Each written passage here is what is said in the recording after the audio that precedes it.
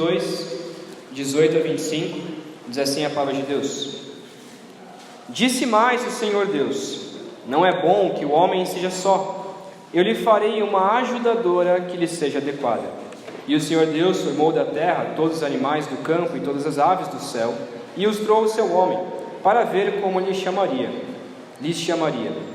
E o nome que o homem desse a cada ser vivo, esse seria o nome deles. Assim o homem deu nomes a todo o gado, às aves do céu e a todos os animais do campo, mas não se achava uma ajudadora adequada para o homem. Então o Senhor Deus fez cair um sono pesado sobre o homem, e este adormeceu. Tomou-lhe então uma das costelas e fechou a carne em seu lugar. E da costela que o Senhor Deus lhe havia tomado, formou a mulher e a trouxe ao homem. Então disse o homem: Esta é agora osso dos meus ossos e carne da minha carne. Ela será chamada mulher, porquanto do homem foi tomada. Portanto, o homem deixará seu pai e sua mãe, e se unirá à sua mulher, e eles serão uma só carne. E os dois estavam nus, o homem e a sua mulher, e não se envergonhavam. Amém? Se você não veio na semana passada, eu preciso te atualizar um pouco. Nós estamos em uma série de pregações, como o William disse aqui, a família cristã para a glória de Deus. Essa série ela vai até o final do ano, então todo esse semestre nós falaremos sobre esse tema de família. Nossa intenção é ver o que a Bíblia diz sobre família, não o que nós pensamos sobre família, mas o que a Bíblia nos ensina, o que ela diz sobre família. Então falaremos sobre casamento, divórcio, criação de filhos, papel do pai, mulher virtuosa, disciplina, sobre sexo, solteirismo e viuvez. Vamos falar mais outros assuntos também dentro disso. São vários assuntos bíblicos, o que a Bíblia fala sobre esses diversos assuntos. Esta então é a segunda mensagem, ainda no texto de Gênesis. Por incrível que pareça, Gênesis fala mais sobre casamento do que qualquer outro livro da Bíblia. Tirando um pouco o livro de Cantares, e aí textos conhecidos que a gente tem, por exemplo, como Efésios 5, 28 a 31, mas Gênesis é um dos que mais fala sobre casamento. Só de dar uma passada por cima, só de você folhear aí algumas páginas em Gênesis, você vai ver vários casamentos, ou no mínimo vários casais, principalmente porque existem várias genealogias. Isso é, tal pessoa casou com tal pessoa que teve tal filho, outra pessoa, o seu filho casou com tal pessoa e teve tal filho, o seu filho casou com outra pessoa e teve tal filho. Só aí já são várias genealogias, que a gente tem vários casamentos, por assim dizer, e casamentos conhecidos, como a gente tem, por exemplo, Abraão e Sara, Isaac e... quem lembra aí? Isaac e Rebeca, muito bem. Jacó e... agora pegou, né? Jacó e Raquel, muito bem. Tem vários casamentos. Mas além disso, nós temos essas várias histórias de famílias, né? Nós temos principalmente Abraão e Sara, então é uma história conhecida. Nós temos a longa história então de Isaac, que se casa com Rebeca. Então ele vai até o seu sogro, até o sogro, o futuro sogro, né? E aí vai lá e tenta, e aí o servo, na verdade, o servo de Abraão vai e chama ela, e aí tem toda aquela história em que Isaac vai se encontrar com Rebeca, e aí finalmente eles se conhecem, se apaixonam e se casam. Nós temos também a história de Jacó com Raquel, mas também com Lia, e aí, como a gente sabe, ainda mais com a serva de Lia, a serva de Raquel, e aí tem os 12 filhos, que são a construção da nação de Israel. Então são várias histórias sobre casamento. De fato, Gênesis fala muito sobre isso. Só que é interessante que ele fala sobre casamentos que não foram tão perfeitos assim, como esse que eu acabei de dizer. Então, se nós fôssemos basear na história de Jacó, a gente poderia casar com mais de 2 mulheres, mais de 3 mulheres, mais de 4 mulheres, porque ele casou dessa forma. Agora, se a gente for se basear ainda no Antigo Testamento e se basear no casamento com a vida de Salomão, aí seriam quantas mulheres? 1000. Aí seria difícil, né? Haja paciência ter 1000. Imagina, Gil, 1000 mulheres, haja paciência, né? Isso é muito difícil, não tem como. Mas existe um casamento na Bíblia, e esse casamento é um casamento totalmente perfeito, é um casamento que tem que sim servir como base, pelo menos no texto em que nós usaremos hoje. Até aqui, até esse texto, então até o versículo 25, é um casamento perfeito. Depois, entre no capítulo 3, que aí a gente deixa para a semana que vem, já começa a complicar um pouco as coisas. Mas até então, ele é um casamento totalmente perfeito, instituído por Deus, que é o casamento justamente de Adão e Eva. Eu quero começar esse sermão com a seguinte frase: guerras sempre acontecem por desigualdade. Eu vou repetir: guerras sempre acontecem por desigualdade. Grava essa frase na sua cabeça, que no decorrer da mensagem você vai ver o resultado dela.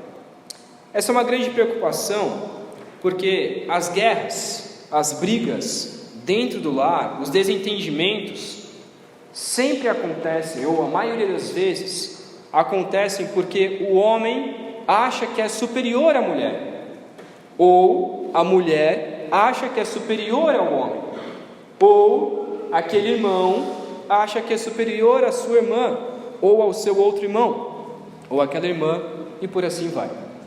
Guerra sempre acontece por conta do orgulho. Sempre não, mas a maioria das vezes por conta do orgulho.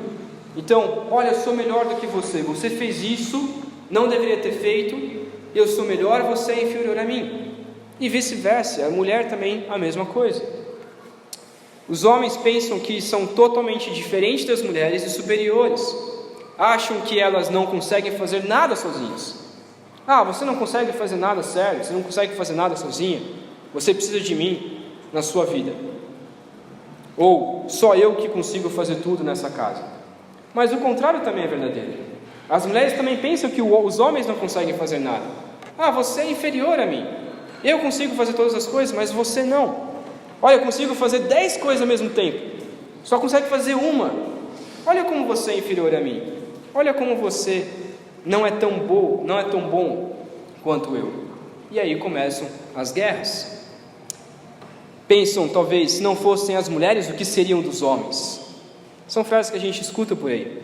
O grande problema é que esses tipos de pensamentos, eles vão minando em nossas mentes. Pensando, eu sou superior a ele, sou superior a ela. E quando entra dentro do casamento, o marido e a esposa sempre vai se achar melhor do que o seu cônjuge. Eu sou melhor do que você. Eu consigo fazer mais coisas do que você. Se não fosse eu nessa casa, essa casa seria destruída. Às vezes pode ser verdade, mas é o pensamento que a gente tem. Olha, eu sou muito melhor do que você. Mas como deveria ser o casamento? Se nós cremos que Deus criou todas as coisas e Ele faz tudo conforme lhe agrada, então nós devemos crer que também Deus quem criou o casamento, e o casamento deve ser conforme lhe agrada. O casamento deve ser dessa forma. Então o casamento, ele tem o seu objetivo, tem o seu foco para a glória de Deus. Esse é o foco do casamento. O fim de todo o casamento, repetindo, é a glória de Deus. E é sobre isso que nós vamos conversar hoje.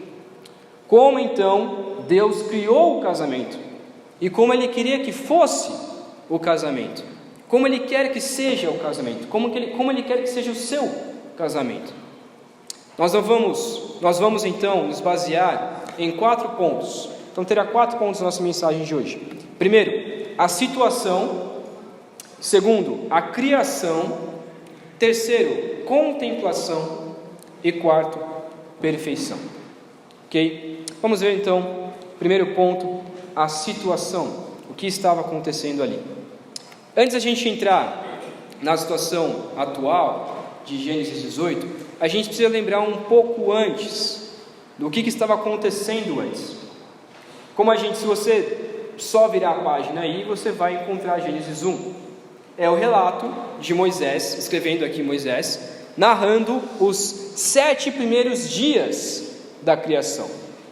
Então, Moisés começa a dizer: no princípio Deus criou os céus e a terra era sem forma vazia. No primeiro dia, Deus fez tal coisa. No segundo dia, fez isso. No terceiro dia, no quarto dia, no quinto dia, no sexto dia. E no sétimo dia, descansou. Então, Gênesis 1 vai falar sobre isso. Na semana passada, nós falamos um pouco sobre os mandamentos de Deus para Adão e Eva. Para frutificar, para multiplicar, povoar a terra, cuidar da terra, trabalhar na terra. É isso que a gente falou um pouco na semana passada. No entanto, depois do versículo, ele vai então até o capítulo 2, versículo 3, contando essa história dos primeiros 7 dias. Mas aí ele chega no capítulo 2, versículo 4, em que ele conta sobre a formação do Jardim do Éden. Mas ele já tinha dito que ele já tinha narrado aqui que Deus tinha criado Adão, tinha criado Eva, a sua imagem e a sua semelhança.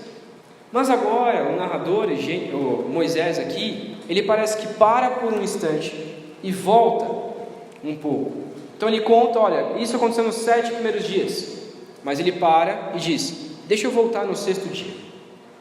No 6º dia aconteceu assim. São essas as origens então do céu, da terra, na ocasião em que foram criados. E aí ele começa a contar. Quando o Senhor Deus fez a terra, ou seja, lá no 6º dia, aconteceu assim, assim, assim e assim.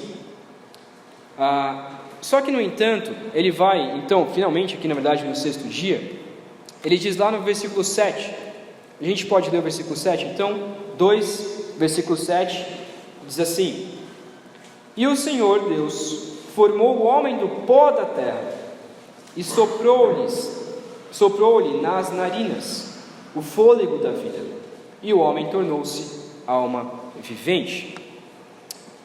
Samuel, você crê então que Deus criou o homem do pó da terra, que o homem foi criado de um pó, da terra, do barro? Você acredita nisso, Samuel? Obviamente que sim. Mas não veio de um macaco, não veio de uma evolução, não veio de uma forma como a gente aprende na escola? Não vem da forma como a gente aprende na escola, como contam na teoria da evolução. Não vem dessa forma. Eu acredito que a Bíblia diz. E a Bíblia diz claramente que o homem foi formado do pó da terra e Deus soprou o fôlego de vida sobre ele. E então ele passou a ser um ser vivente. Ele não veio de uma evolução. Ele foi criado do pó da terra por Deus. É muito importante que nós cremos nisso, pois existem vários textos bíblicos que dizem de fato que Adão existiu e que ele foi criado dessa forma. Jesus vai falar sobre isso. Paulo também diz sobre isso em 1 Coríntios 15, 45, dizendo que Jesus é o segundo Adão. Então, a gente não vai falar sobre isso, nosso foco não é esse, mas sim, eu acredito que Adão foi criado do pó da terra. E eu também acredito que Eva foi criada da maneira como foi criada no texto que a gente vai ver daqui a pouco. Então, após Deus criar Adão, ele o coloca no jardim do Éden e dá algumas orientações, algumas ordens para ele. Vamos ler o versículo 15 ao 17. Gênesis 2, 15 a 17. E o Senhor Deus tomou o homem e o colocou no jardim do Éden, para que o homem cultivasse ou cultivas e guardas. Então o Senhor Deus ordenou ao homem: podes comer livremente de qualquer árvore do jardim, mas não comerás da árvore do conhecimento do bem e do mal, porque no dia em que dela comeres, com certeza morrerás.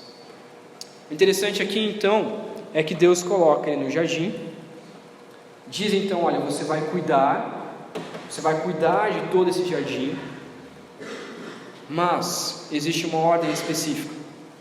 E a gente vai falar mais a respeito dessa ordem na semana que vem, na pregação sobre a queda. Mas essa ordem, ela foi dada ao homem. E isso a gente tem que deixar bem claro, porque na semana que vem a gente vai falar o descumprimento dessa ordem.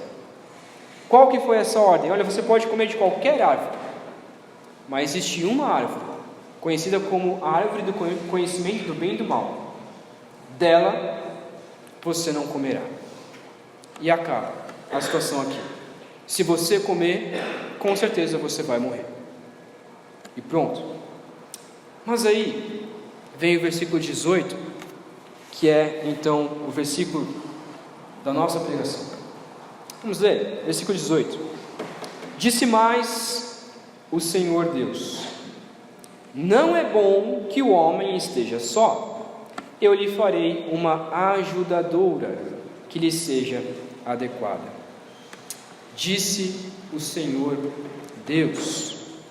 Nós não sabemos para quem Deus disse essas coisas. Provavelmente foi para Ele mesmo. Assim como Ele disse lá em Gênesis 1, façamos o homem à nossa imagem e semelhança. Assim provavelmente Ele disse para Ele mesmo. Então Ele diz para Ele mesmo, ou seja, para a Trindade, é a Trindade conversando ali, dizendo: olha, não é bom que o homem seja só. Então eles encaram a situação. É claro, eles são soberanos. Eles não, Ele é soberano, Deus é soberano. Ele sabia o que estava acontecendo. Mas então Ele afirma: não é bom que o homem ande sozinho. Não é bom que o homem viva sozinho nessa terra. Não é bom que ele seja completamente sozinho, só. Ele precisa de alguém.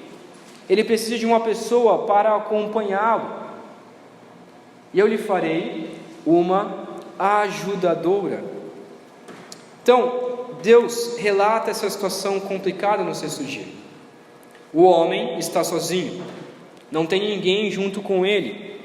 Detalhe: nem os animais da terra e nem os animais do céu, as aves do céu, foram criadas ainda.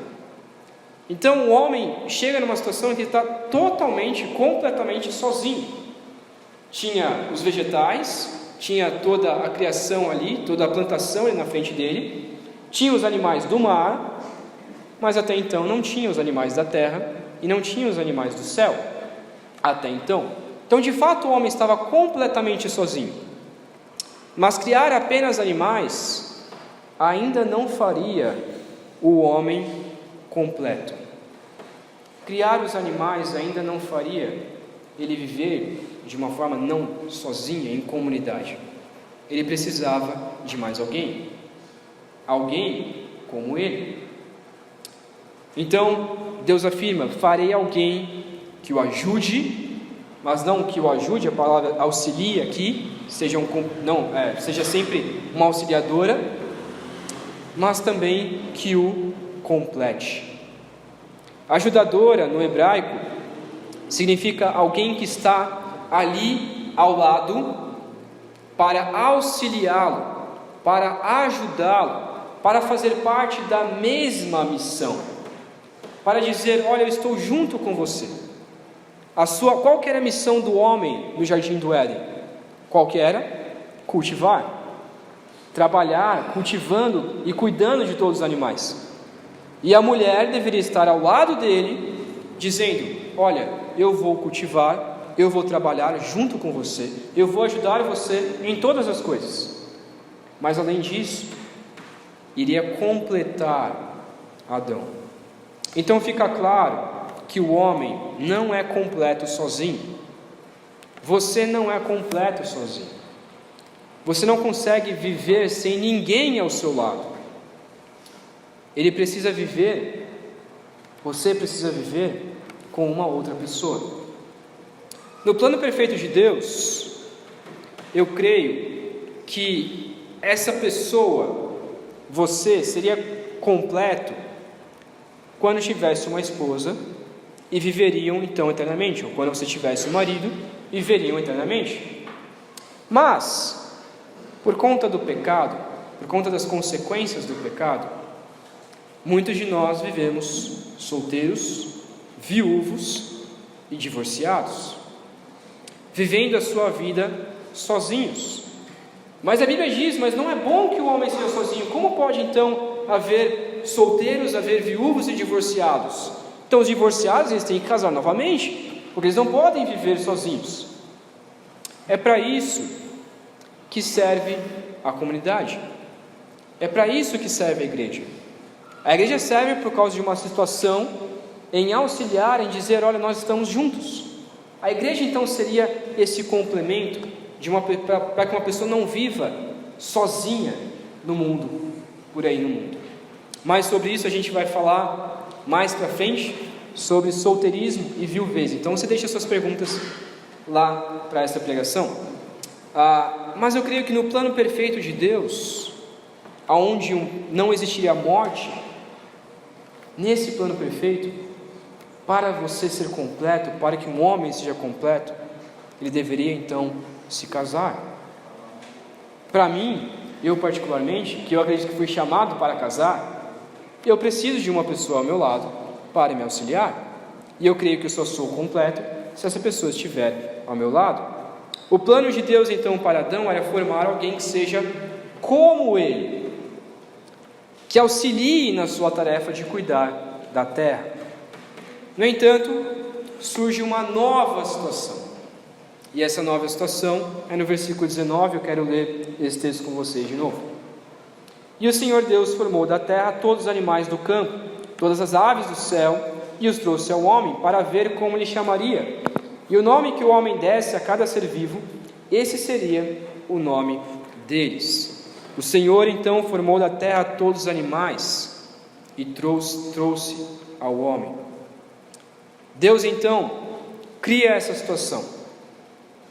Ele cria os animais, tanto as aves do céu e tanto da terra, e traz na frente do homem, para que o homem veja os animais, mas não só veja os animais, mas dê nome a cada animal.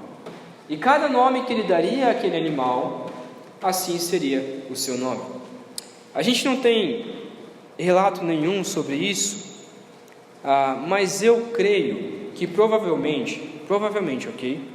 Deus cria esses animais também em casais. Eu particularmente acredito nisso, ok? Ele cria então macho e fêmea de cada espécie. Cria um cachorro e a gente nem chama mais, mas uma cachorra, sei lá como que a gente chamaria isso, mas cria um cachorro fêmea e um cachorro masculino. Seria essa forma: cria um gato e cria uma gata. Ele vai criando animais com os seus casais e traz na frente de Adão. E eu acredito que foi mais ou menos essa a situação. Adão então, ou Deus tinha colocado no coração dele, ou ele escutou a conversa da Trindade de que não é bom que o homem seja só, e então ele começa a ver os animais, cada um com o seu casal. Ele começa a olhar cada casal, começa a dar nome para cada um. Então, esse eu vou chamar de cachorro, esse eu vou chamar de gato, esse eu vou chamar de vaca, esse eu vou chamar de boi, por assim vai. E começa a dar nome a todos os animais. Mas ele percebe uma coisa, que é o que diz o texto: o homem, porém, continuava sem alguém que o ajudasse. O homem continuava sem alguém ao seu lado. E agora? Então, o versículo 20, como eu já acabei de dizer, o homem deu nome a todo o gado, as aves do céu, a todos os animais do campo, mas não se achava uma ajudadora adequada para o homem. Então ele dá nome a todos os animais e diz: olha, cada um vai ser chamado esse nome, mas e aquela pessoa que me completava? E a ajudadora? eu estou vendo um monte de casais aqui, eu estou vendo um monte de animais, dei nome a todos esses animais, mas falta uma coisa. É provavelmente que o homem percebeu isso de fato, ou Deus colocou isso no coração dele, que lhe faltava alguém.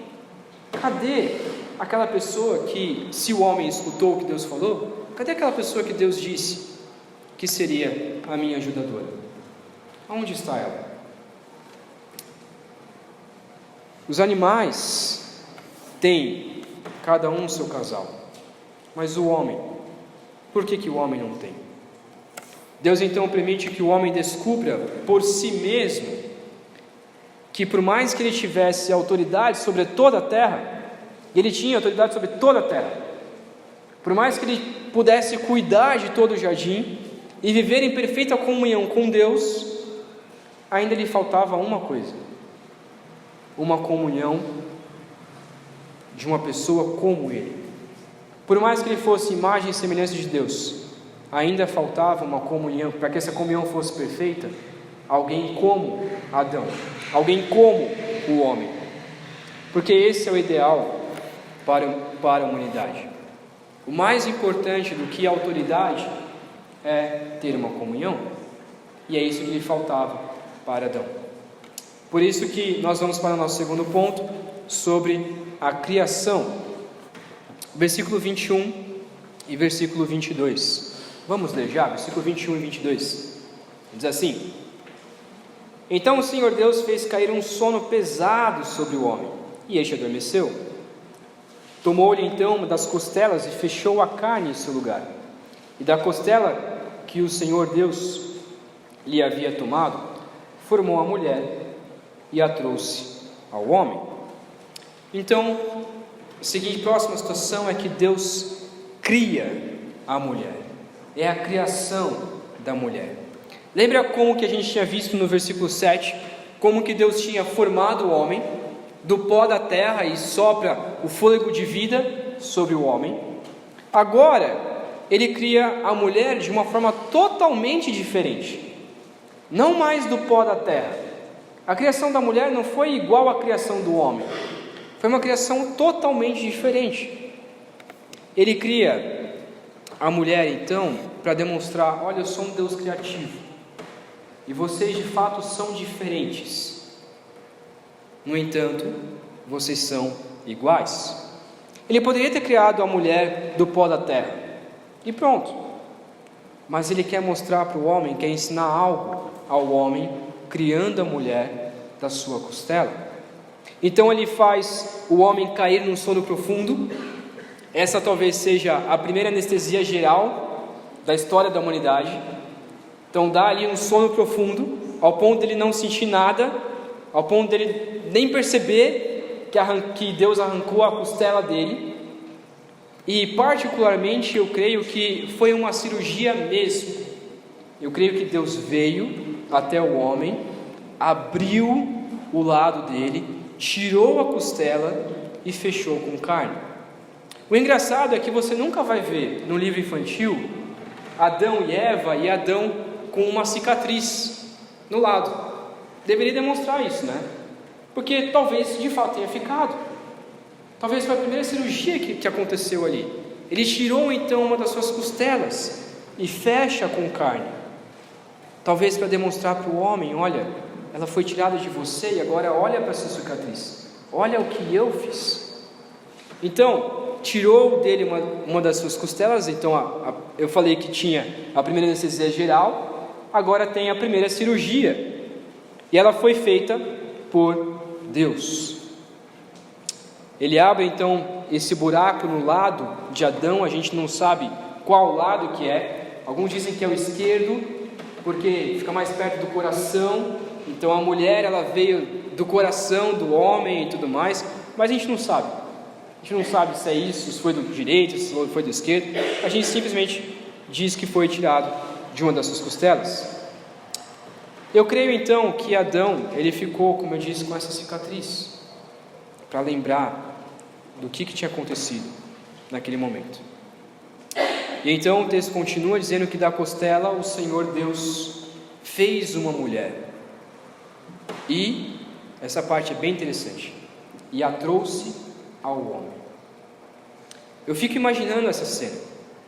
E essa cena deve ser uma das cenas mais lindas que a gente pode ver na história. Imagina Deus criando então essa mulher da costela, criando Eva da costela de Adão, formando ali um osso, de um osso todos os outros ossos, talvez um pedacinho de carne ali que tinha na costela, formando toda a outra carne, e formando ali Eva de uma maneira magnífica, magnífica mesmo. É impossível a gente conseguir imaginar isso. Mas aí eu fico imaginando essa cena de que ele pega talvez Eva na mão, ou começa a levar e encaminhar Eva em direção ao homem, a mulher em direção ao homem, caminhando ali pelo jardim. E aí o homem começa a olhar essa cena, a mulher vindo na direção dele. Nós não podemos dizer de forma alguma que a mulher ela deve ser menosprezada e é inferior ao homem, porque ela foi criada do homem. Não é por isso. Mas Deus quis mostrar pelo contrário. É justamente porque ela foi criada do homem que nós somos iguais.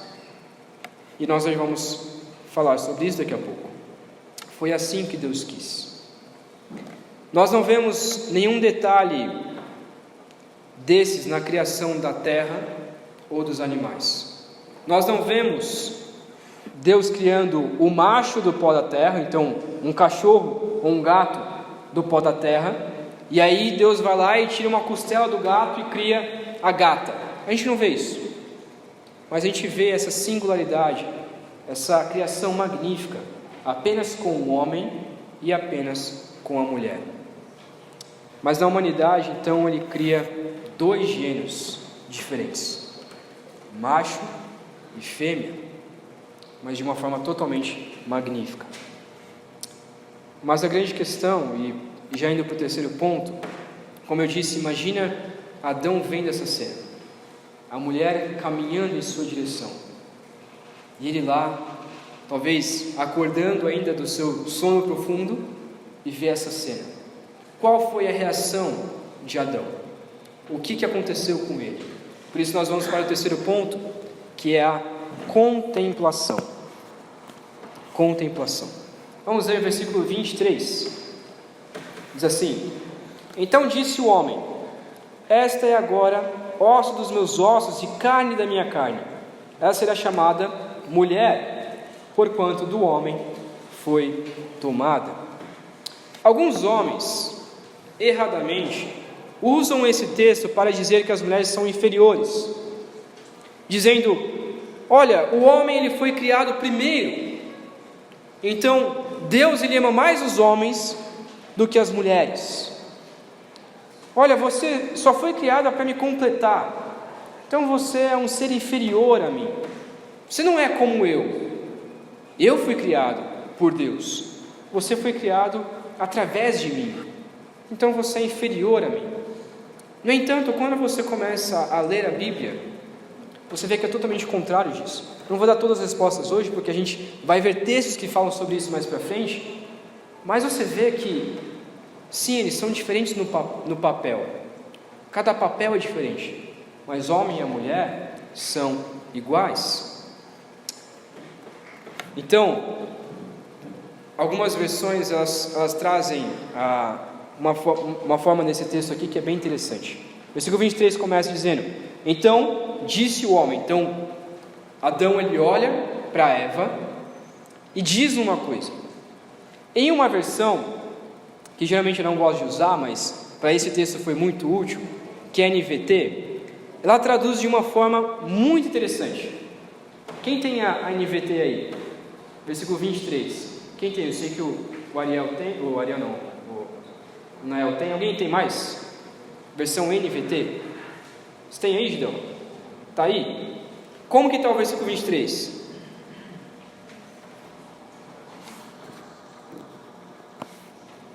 Finalmente exclamou o homem: Esta é osso dos meus ossos e carne da minha carne, será chamada mulher, porque foi tirada cara do homem. Ok. Essa palavrinha aí no começo é bem interessante. Eles pegam essa palavra finalmente. Então é como se Adão estivesse dizendo: finalmente, até que enfim. As nossas versões traduzem de uma forma simples. Então traduzem: esta é agora osso dos meus ossos. Outras traduzem como: esta, afinal, agora é osso dos meus ossos. No entanto, existe uma palavrinha bem simples no hebraico, que traz como uma afirmação, como uma alegria, e que demonstra ali qual era a intenção, qual era o sentimento de Adão, que seria esse finalmente, até que enfim, ou aleluia. Essa palavrinha ali, ela traz uma expressão de contentamento, de felicidade, de empolgação. Então, quando a gente lê esse texto aqui, a gente não pode dizer assim: disse então o homem, esta agora, ossos dos meus ossos, carne da minha carne. Não, não é assim. A forma como Adão apresenta aqui é: essa agora é osso dos meus ossos e carne da minha carne. Então ele fica feliz com essa situação.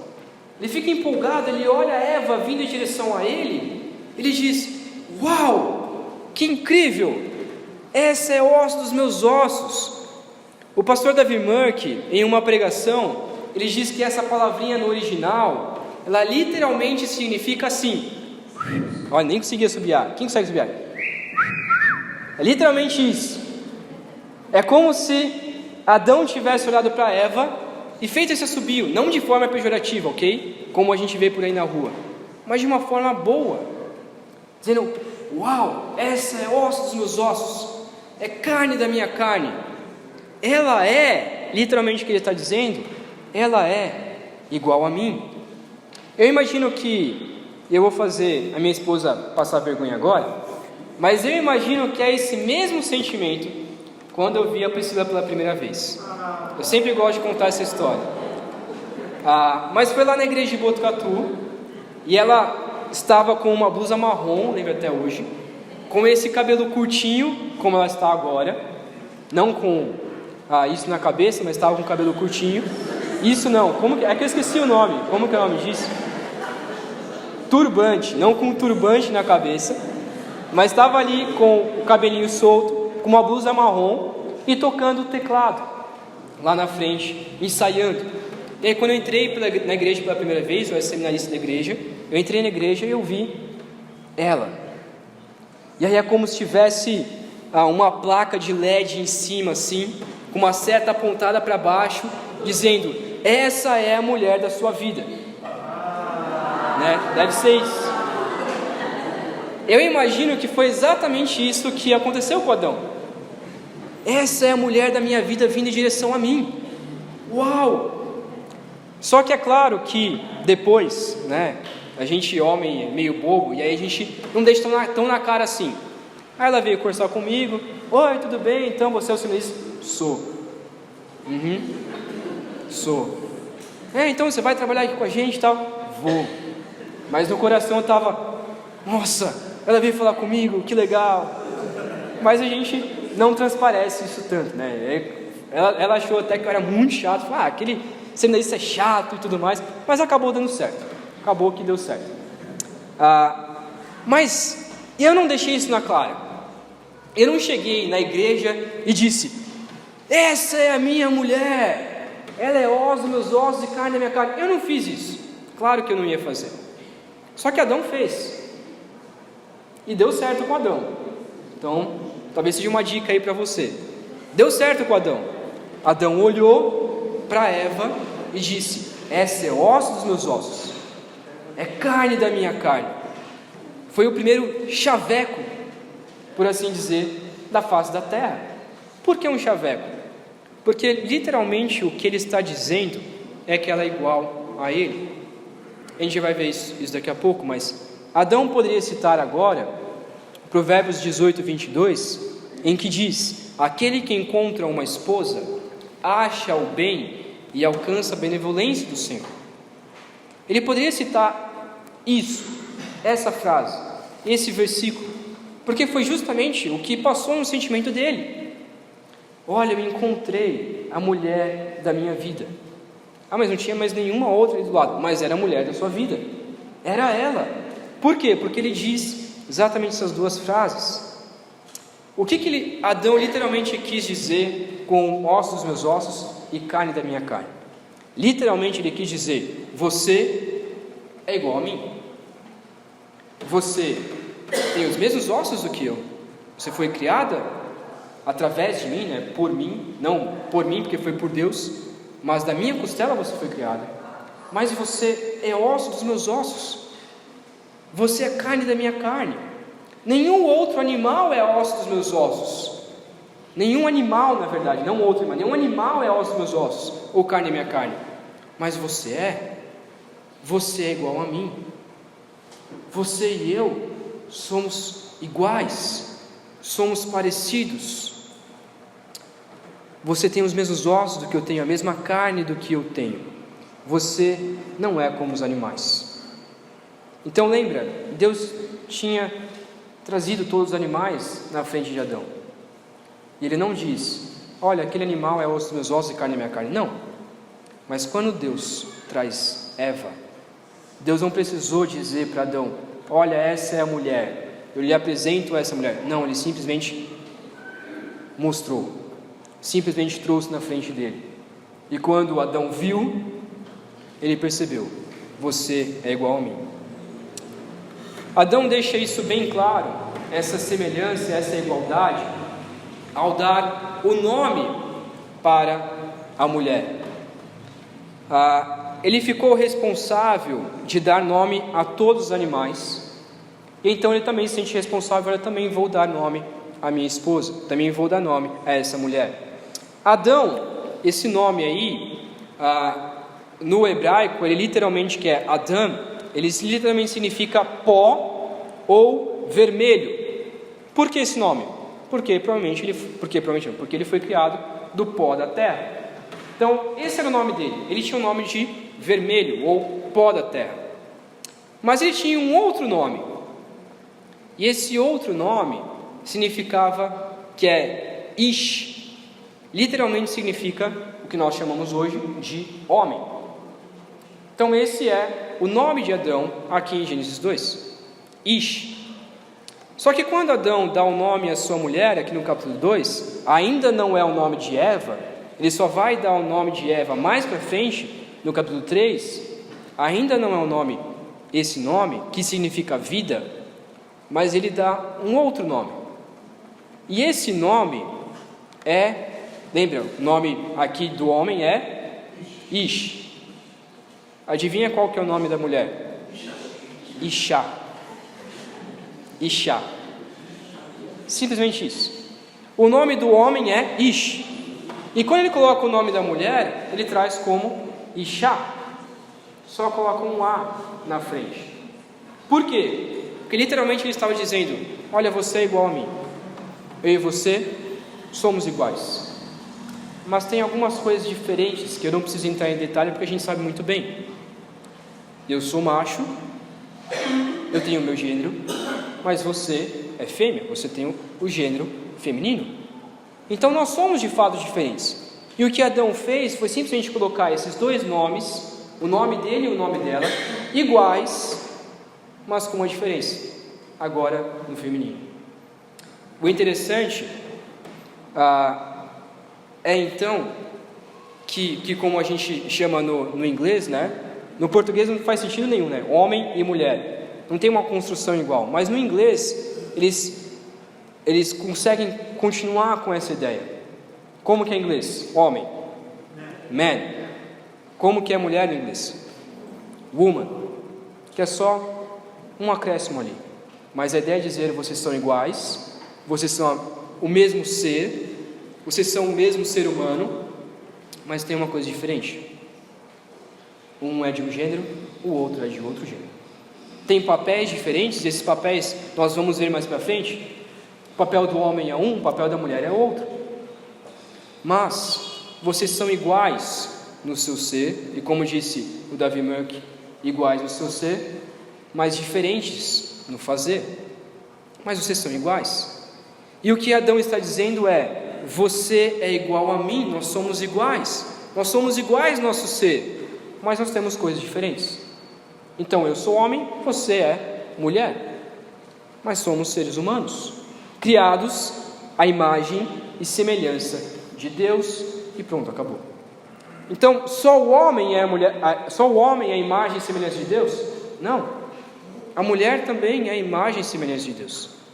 A mulher também é um ser humano, assim como o homem é. Por isso que há igualdade.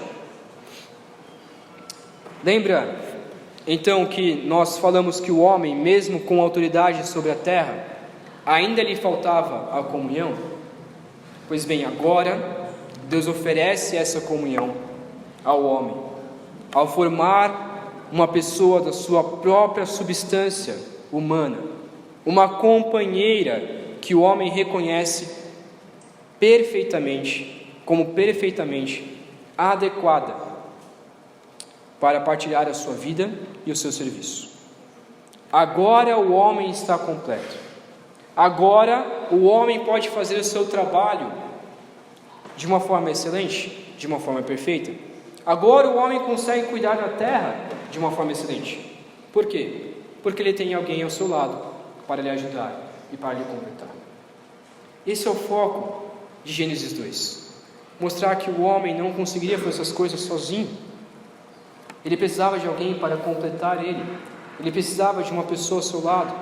Ele precisava de uma comunhão. Mesmo que ele tivesse autoridade sobre toda a terra, ainda assim lhe faltava uma coisa. E essa coisa, era a mulher. Estou chamando vocês de coisa, tá bom? Mas é a mulher. A mulher deveria então completar o homem. Agora, finalmente, a criação está completa. Agora Deus poderá dizer, e disse: tudo isso é muito bom. Não somente bom, mas agora está muito bom, porque agora está completo. Agora a minha criação foi completa. Por que então Deus poderia dizer que tudo era muito bom? Porque tudo estava perfeito, não havia pecado, tudo estava em perfeitas condições. E é isso que nós vamos ver no nosso quarto ponto: a perfeição, versículo 24 e versículo 25. Diz então o versículo 24: portanto, o homem deixará seu pai e sua mãe, e se unirá à sua mulher, e eles serão uma só carne. E os dois estavam nus, o homem e sua mulher, e não se envergonhavam. Nosso último ponto da mensagem, por mais que seja um pouco breve, mas é um dos mais importantes, mostra que a perfeição de Deus, a forma como Deus criou, era perfeita. O que Ele criou era perfeito e era muito bom, mas muito bom. Existem duas formas como Deus demonstra que o casamento criado por Ele era e deveria ser perfeito. Duas formas.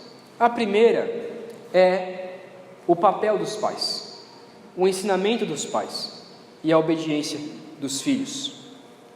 Pela criação perfeita de Deus, era natural que o homem se unisse com a sua esposa, deixasse o seu pai e a sua mãe e se tornasse um e vivesse longe agora dos seus pais. Essa era a criação perfeita, como diz o versículo 24. O homem deixará o seu pai, deixará a sua mãe, se unirá à sua mulher, eles serão uma só carne. Então, quando o narrador está comentando mas isso obviamente foi passado para Adão e Eva, quando isso foi colocado, qual seria então o papel de Adão e de Eva?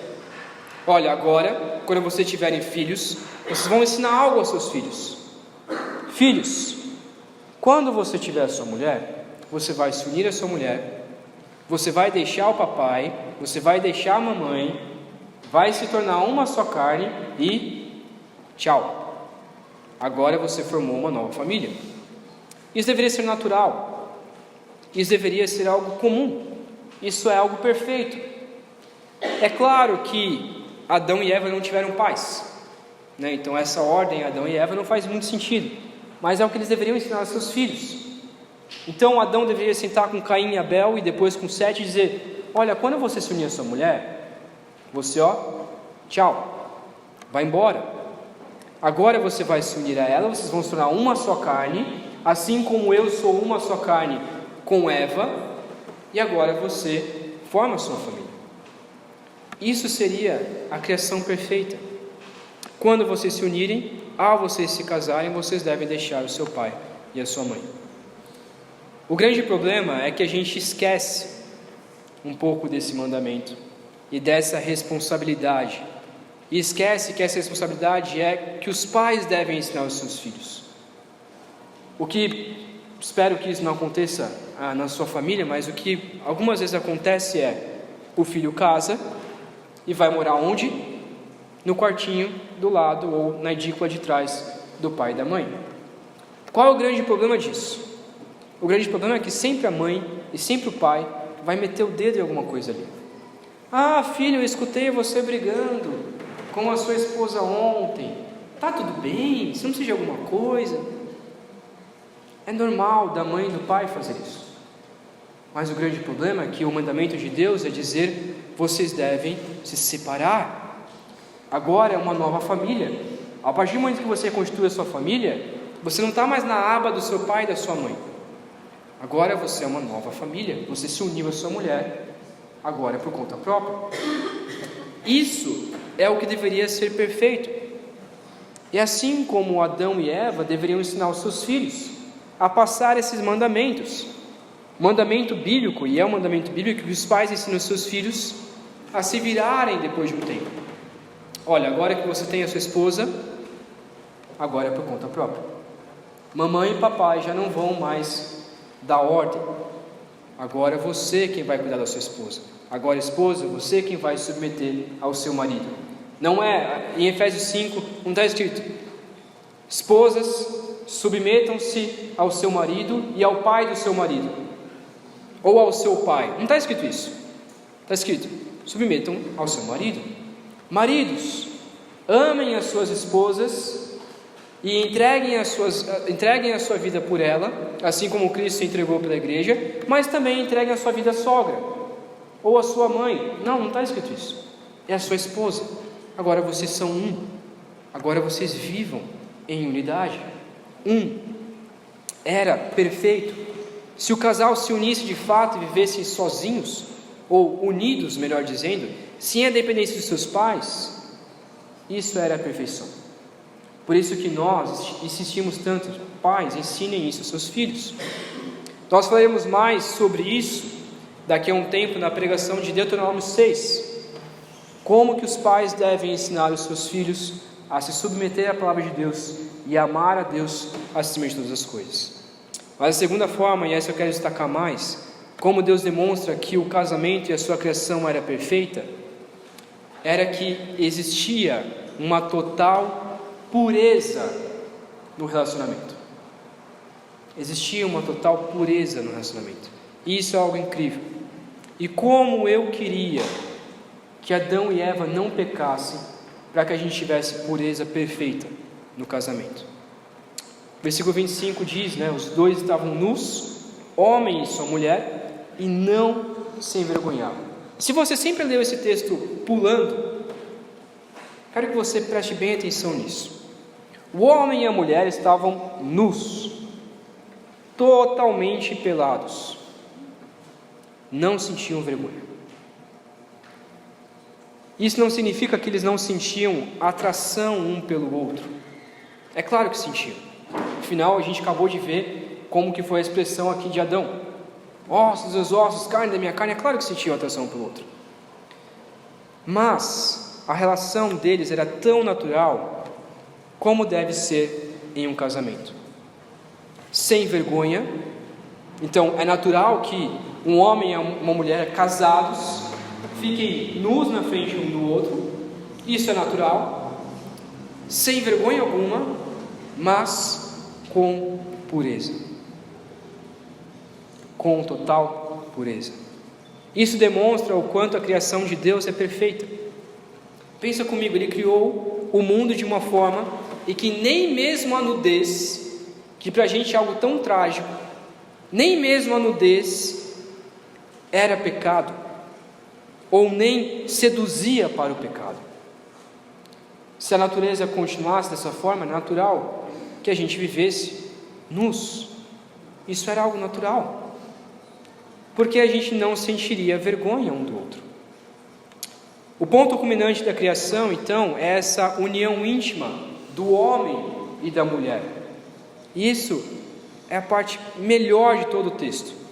Foi assim que Deus criou, para que o homem e a mulher não sentissem medo ou remorso um do outro, mas tivessem uma total vivência, sem vergonha alguma, sem medo um do outro, vivendo perfeitamente em unidade.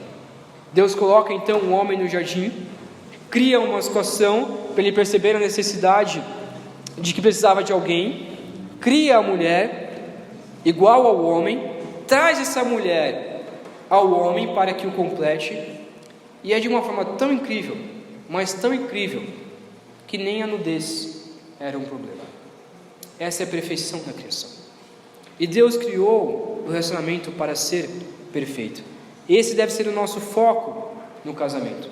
Voltar da forma exata como Deus criou. E de duas formas nós podemos voltar à forma exata como Deus criou. A primeira, no relacionamento, é vivendo em igualdade, juntos e unidos, sem pensar que um é superior ao outro. Eu sou melhor do que você. Eu sou melhor do que a minha esposa. Eu não posso pensar dessa forma. Mas sim que cada um tem um papel diferente. Então o homem é o cabeça do lar. A mulher está ali de fato para auxiliá-lo. São papéis diferentes, mas isso não significa que a mulher é inferior ao homem ou o homem é inferior à mulher. O problema é que, e aí eu estou falando mais sobre coisas atuais, é que o machismo ele diz que o homem é melhor do que a mulher. Mas do contrário, o feminismo ele não traz a ideia de igualdade como a Bíblia traz. O feminismo dá uma ideia de que a mulher deve ser superior ao homem. Então, já que os homens se dizem que são superiores a nós durante todo esse tempo, agora nós mulheres vamos nos revoltar e vamos ser superior a eles. É isso que o feminismo prega. Mas o que a Bíblia prega? Nós somos seres iguais. E no relacionamento devemos viver com igualdade. A segunda forma, como nós devemos voltar à forma exata como Deus criou, é vivendo em santidade no relacionamento. Então é buscando ao máximo não ter medo ou remorso um do outro, a ponto da nudez ser algo ruim, mas nós devemos não ter medo e remorso um do outro, a ponto da nudez ser algo natural, ao ponto de que também nós devemos buscar a santidade no relacionamento. Eu estou dizendo isso mais no ato, assim como diz Hebreus 13:4, em que nós devemos ter pureza no leito conjugal. Então até mesmo no relacionamento nós devemos viver em santidade. Então de duas formas para voltar: viver em igualdade e o segundo, viver em santidade. Esse é o foco do nosso casamento. O foco de todo casamento é esse. Eu busco viver em igualdade com o meu cônjuge, eu busco viver em santidade, buscando adorar a Deus. Eu quero aplicar esse texto, além disso, de duas formas, olhando para dois textos bíblicos. Nós não vamos entrar em muitos detalhes, pois nós vamos pregar esse texto daqui a um tempo nas nossas séries, nessa série aqui, mas eu quero aplicar de duas maneiras esses dois textos. A gente vai ler rapidamente mesmo, porque na verdade o meu tempo já estourou aqui. Vamos lá? Primeiro, não era para existir separação no casamento. Não era para existir divórcios. Então, baseado em Gênesis 2, 18 a 25, não era para existir divórcios. Vamos ler Mateus 19, 3 a 6.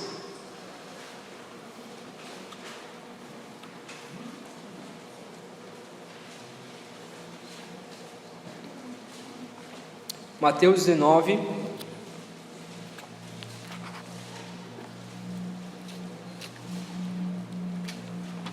ok?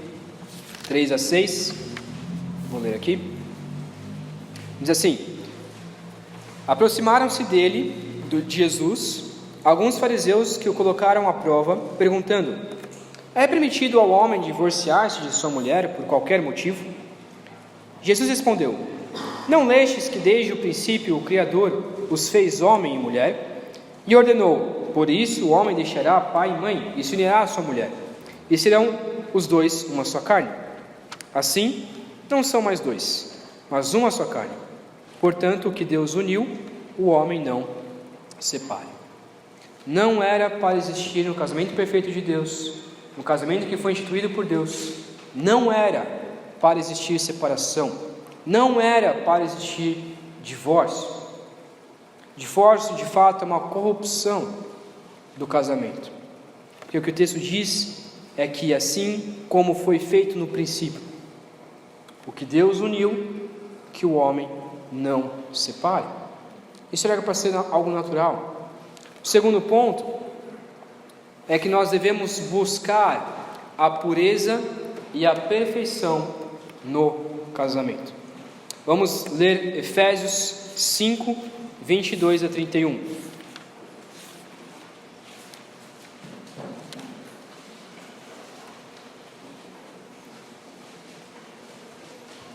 Efésios 5, 22 ao 31.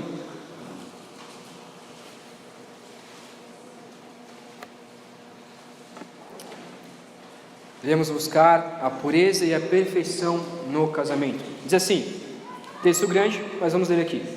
Mulheres, cada uma de vós seja submissa ao marido, assim como ao Senhor.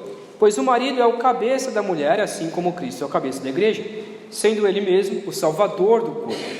Mas, assim como a igreja está sujeita a Cristo, também as mulheres sejam em tudo submissas ao marido. Maridos, cada uma de vós ame a sua mulher, assim como Cristo amou a igreja e a si mesmo se entregou por ela, a fim de santificá-la, tendo-a purificado com o lavar da água pela palavra, para apresentá-la a si mesmo como igreja gloriosa, sem mancha, nem ruga, nem qualquer coisa semelhante, mas santa e irrepreensível. Assim o marido deve amar a sua mulher como ao próprio corpo. Quem ama a sua mulher, ama a si mesmo, pois ninguém jamais odiou o próprio corpo, antes alimenta-o e dele cuida, e assim também Cristo em relação à igreja, porque somos membros do seu corpo. Versículo 31, por isso o homem deixará pai e mãe, e se unirá à sua mulher, e os dois serão uma só carne. Devemos buscar a pureza e a perfeição no casamento. Você quer ter um casamento perfeito? Você quer ter uma vida boa dentro do seu relacionamento? Você quer ir bem no seu casamento? Então busque isso. Veja esse exemplo de Gênesis 2, esses exemplos do texto que a gente citou, e busque isso. A gente vai explicar mais sobre esses textos mais para frente, teremos pregações sobre isso. Mas, queridos, a palavra de Deus é quem nos diz como deve ser o nosso casamento. Então, como nós podemos voltar à forma exata como Deus criou o casamento? Duas formas: vivendo em igualdade e, segundo, vivendo em santidade. Vamos repetir? Primeiro, vivendo em igualdade. Segundo, em santidade. Se nós usarmos desse exemplo, Deus de fato abençoará o nosso casamento. De fato será um casamento pleno, para a glória do nosso Deus. Esse é o foco do casamento, como eu disse no início. Mas o grande problema é que guerras sempre acontecem por desigualdade. Nós sempre guerreamos um com o outro, porque achamos que somos desiguais. Mas devemos viver em igualdade, devemos viver em santidade. Foi para isso que Cristo nos salvou, para também lá no céu vivemos em igualdade e também vivemos em santidade para a glória de Deus. E assim também deve ser no casamento, assim também deve ser no relacionamento com qualquer outra pessoa. Amém? Amém. Vamos orar?